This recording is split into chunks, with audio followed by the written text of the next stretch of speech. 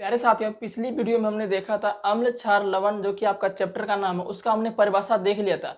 इस वीडियो में हम देखेंगे अम्ल क्षार लवण, मतलब कि अम्ल का जो परिभाषा देखें। कुछ पॉइंट मैंने उसका छोड़ दिया था, वो भी मैं बताऊंगा। क्षार में भी छोड़ दिया, वो मैं आपको बताऊंगा। ठीक है, मैंने बताया था हम पढ़ेंगे प्रबल अम्ल और दुर्बल अम्ल, प्रबल क्षार और दुर्बल क्षार, ये कैसे रिएक्शन करते हैं। आपको पता होगा, मैंने बताया था कि जब अम्ल और क्षार अभिक्रिया करते हैं तो लवण का निर्माण होता है, जिसमें उदासीनीकरण अभिक्रिया होकर ये लवण आपका प्राप्त होता है। लवण की परिभाषा जब मैंने बताया था तो उसमें मैंने बताया था कि लवण का जो उत्पत्ति होता है, मतलब लवण जो उत्पाद बनता है, वो उदासीनीकरण अभिक्रिया के फलस्वरूप बनता है, आपका लवण बनता है। ठीक है, तो उसमें जो उदासीनीकरण अभिक्रिया कैसे होता है, अम्ल और क्षार के मिलने से उदासीनीकरण अभिक्रिया होता है। अब उस अम्ल में भी क्या होता है, प्रबल अम्ल होता है, यानी कि स्ट्रॉन्ग एसिड।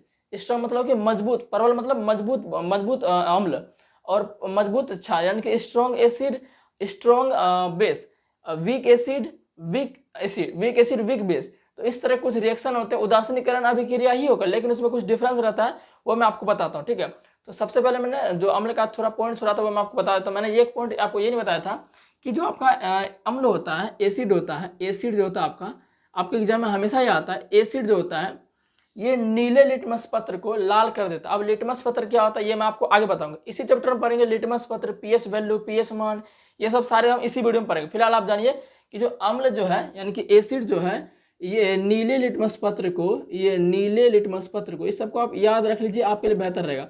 और आप कॉपी में नोट जरूर बनाते जाइए। अम्ल जो होता है नीले लिटमस पत्र को लाल कर देता है। क्या कर देता है? लाल कर देता है। ठीक है, तो ये आपको पता होगा, ये मैंने पॉइंट छोड़ दिया था। ठीक है, लाल कर देता है। और इसी का जस्ट अपोजिट, इसी का जस्ट अपोजिट क्या हो जाएगा? क्षार में हो जाएगा। क्षार का क्या करेगा? लाल को नीला कर देगा, बस सिंपल सी बात है। अम्ल क्या करता है? अम्ल करता है नीले को लाल करता है। ठीक है, और क्षार क्या करेगा? वो लाल को नीला कर देगा। किसको करेगा? लाल को नीला कर देगा। ठीक है, लाल को नीला कर। लिटमस पत्र, ये मैं आपको आगे बताऊंगा इस वीडियो में। ठीक है, लिटमस पत्र आपको बताऊंगा, एक तरह से रंजक होता है। ठीक है, रंजक होता है। तो क्या करता है, आपको यहाँ पर मैं इमेज दिखा रहा हूँ, तो इस तरह से कुछ आपका लिटमस होता है, आपको मैं दिखा रहा हूँ। देखिए, इस इमेज में दिखा रहा है। अम्ल जो है, जैसे कि जो लिटमस पत्र था वो हम अम्ल में डाले, यानी कि एसिड में डाले। HCl क्या होता है आपका? HCl hydrochloric acid. उसमें जब हम लिटमस पत्र को डाले तो लिटमस पत्र का आपको कुछ यहाँ दिख रहा होगा कि उसका जो कलर है वो नीला हो जा रहा है। मतलब कि पहले क्या था, लिटमस का कलर चेंज हो गया, जैसे एसिड में डाले तो उसका क्या चेंज हो गया? नीला टाइप का हो गया। उसी तरह आप अगर हम क्षार में डालते हैं तो क्या हो जाता है? लाल हो जाता है। ठीक है, तो ये ट्रिक आप याद रख लीजिए। इसका मैं ट्रिक बता देता हूँ, एक का ट्रिक बताता हूँ। ठीक है, एक का ट्रिक लिख लो, बाकी दूसरा तो खुद ही याद हो जाएगा। एक का ट्रिक देखो, अनिल लिखो। क्या? अनिल, अनिल। अब बोलो इससे क्या तात्पर्य है? अ मतलब हो गया आपका अम्ल, ना मतलब हो गया नीला, लाल मतलब कि अम्ल नीले को लाल में बदल देता है। अ से अम्ल, न से नीला, ल से लाल, यानी कि अम्ल नीले लिटमस पत्र को लाल में बदलता है। ठीक है, एक याद रख लीजिए। और क्षार तो खुद भी याद हो गया, क्षार खुद याद हो गया ना। क्षार क्या करता है? लाल को नीला, बस सिंपल सी बात है कि नहीं? तो ये एक पॉइंट आपका छूट गया था। तो वैसे तो अम्ल क्षार में जब मैं आपका अम्ल क्षार अंतर स्पष्ट करवाऊंगा, मतलब उसका जो क्वेश्चन आंसर लिख के दूंगा ना, तो उसमें पूरा लिख के दे दूंगा। ठीक है, तो बस हो गया आपका।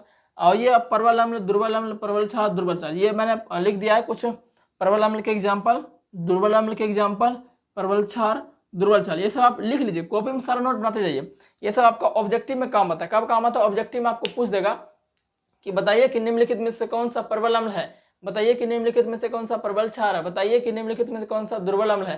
तो ये सब आपको ऑब्जेक्टिव में बना के पूछता है। ठीक है, बिहार बोर्ड चाहे कोई सा बोर्ड, ये आपको क्या पूछता है। ठीक है, तो अगर आप ये याद कर लेते हैं, देखिए मैं बताता हूँ, ज्यादा आपको याद नहीं करना, मैंने तो लगभग लिख दिया 5-6 एग्जाम्पल सभी का लिख दिया। तो एक याद कर लीजिए, HCl जो कि आपका स्ट्रॉन्ग एसिड यानी कि प्रबल अम्ल है, H2SO4 और HNO3, ये तीनों आप याद रख लीजिए। ये तीनों आपको हमेशा याद रहना चाहिए कि ये तीनों तो अम्ल तो है, लेकिन कौन सा अम्ल है? मजबूत अम्ल है, यानी कि प्रबल अम्ल है। HCl, H2SO4, HNO3, HCl hydrochloric hydrogen sulphate और नाइट्रिक एसिड। ठीक है, तो ये आपका। और देखिए दुर्बल अम्ल, CH3CH, एसिटिक एसिड, ये HNO2। बस इसमें आपका ये दोनों याद रखो। ठीक है, ये दोनों याद रख लो, CH3COH, HNO2, ये आपका दोनों क्या है? दुर्बल अम्ल है। उसी तरह प्रबल क्षार में ज्यादा नहीं, सिर्फ ये याद रखो और ये याद रखो, बस ये दोनों से काम है। सोडियम हाइड्रोक्साइड, पोटेशियम हाइड्रोक्साइड, ये सब आपका क्या है? प्रबल क्षार है। उसी तरह दुर्बल क्षार बस ये याद रखो और ये याद रख लो और ये याद रखो, तीनों याद रखो। ठीक है, तो ये आपके साथ दिख रहा होगा, हाँ दिख रहा है। तो ये सभी क्या? दुर्बल क्षार। तो आपका ऑब्जेक्टिव में पूछ देता है, बताइए कि कौन सा दुर्बल क्षार है, कौन सा प्रबल अम्ल है, ये सब आपका ऑब्जेक्टिव में पूछ देता है।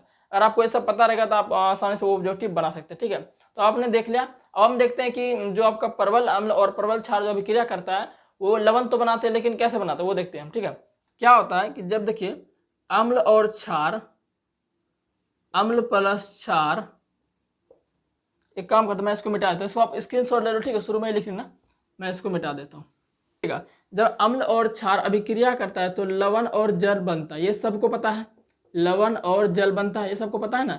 अम्ल और क्षार अभिक्रिया करेगा, लवण और जल बनता है, और ये सब जो अभिक्रिया करता है इस अभिक्रिया को क्या बोलते हैं, उदासीनीकरण अभिक्रिया बोलते हैं, पता है। अब देखो अम्ल में क्या होता है, अम्ल में प्रकार होता है, दुर्बल अम्ल, परवल क्षार, दुर्बल क्षार होता है ना। तो मान के चलो अम्ल आपका परवल अम्ल क्या है, परवल अम्ल है, समझिएगा ध्यान से, यहाँ समझने वाला पॉइंट है।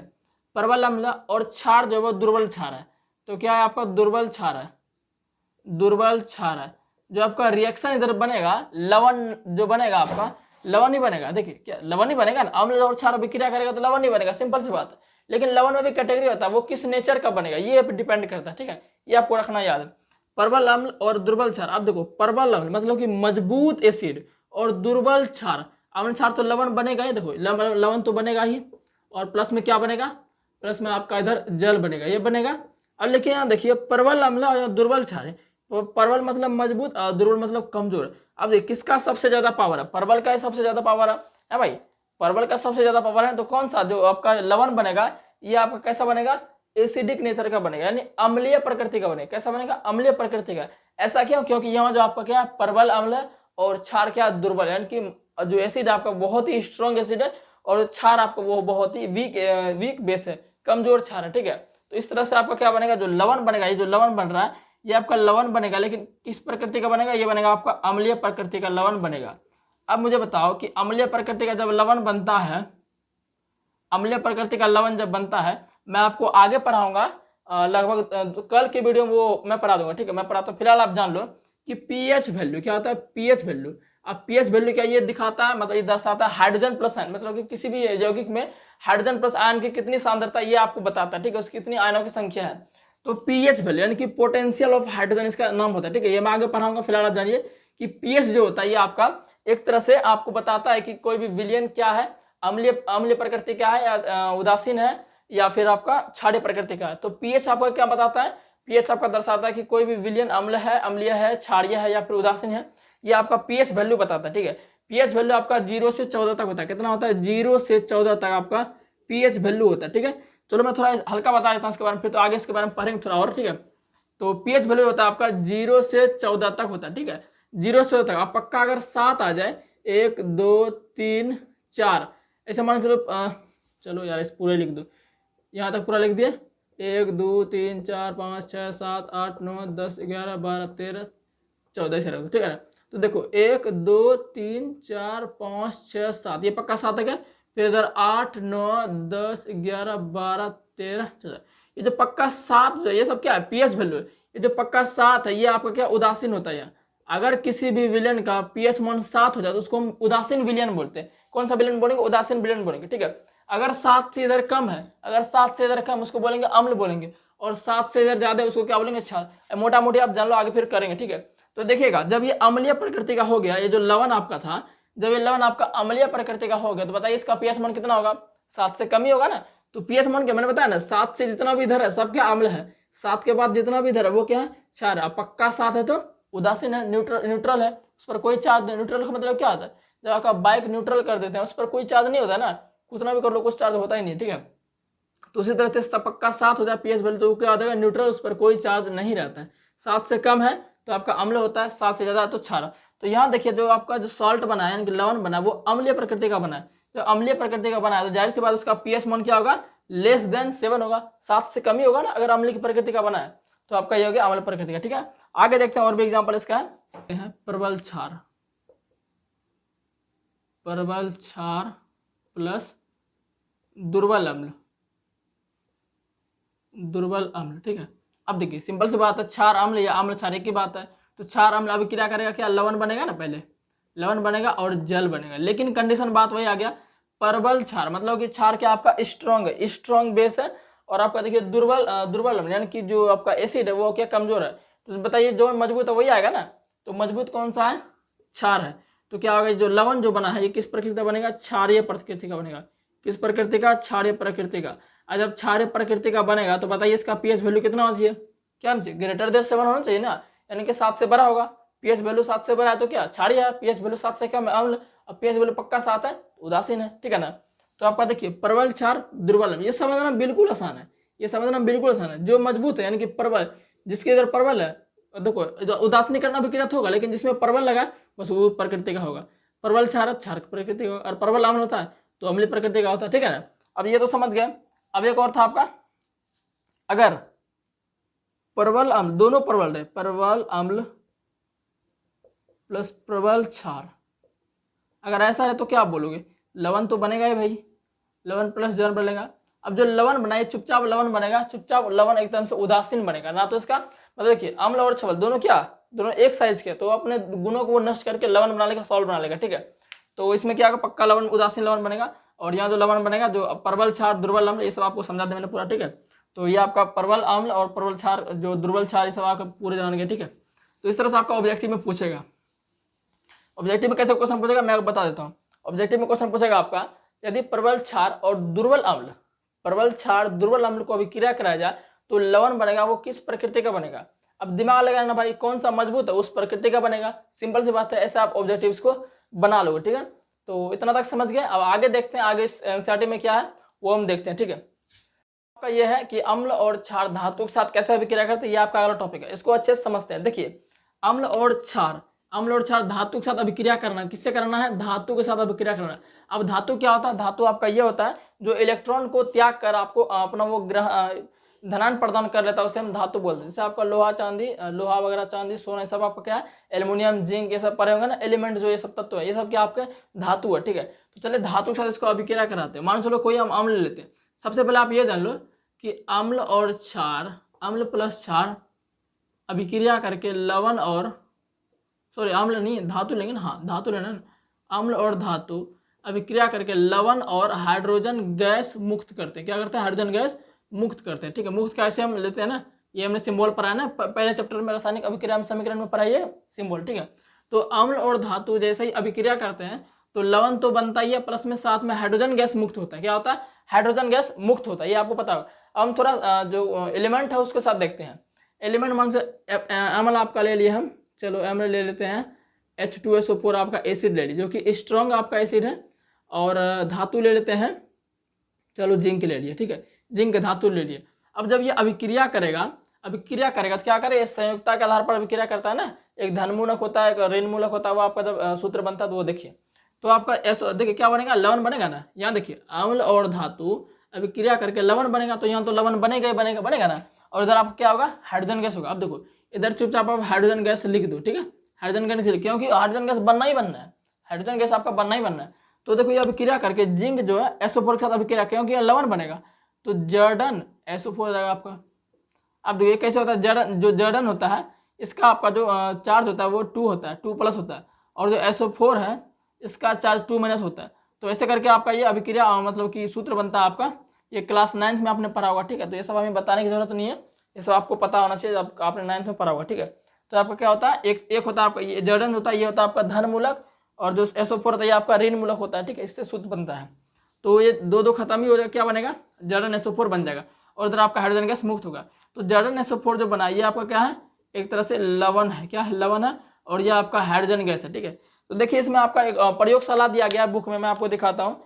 ये प्रयोगशाला आपके बुक में दिया गया है, देख सकते हैं, ये प्रयोगशाला आपके बुक में, ये वाला प्रयोगशाला, ये मतलब दिखाया गया है कि कैसे, मतलब कि डायग्राम के द्वारा। हमारे पास वो apparatus नहीं है तो मैं अभी आपको दिखाता, ठीक है। तो चलो मैं आपको थोड़ा ऐसे दिखा देता हूँ। ये जिंक और इसका मान के चलो, आपको ये दिखना नहीं आता, हाँ इधर लेता हूँ मैं। मान चलो ये आपका एक परखनली है, क्या आपका एक परखनली है जिसको आप टेस्ट ट्यूब बोलते हैं, ठीक है ना। ये आपका परखनली है जिसको आप टेस्ट ट्यूब बोलते हो।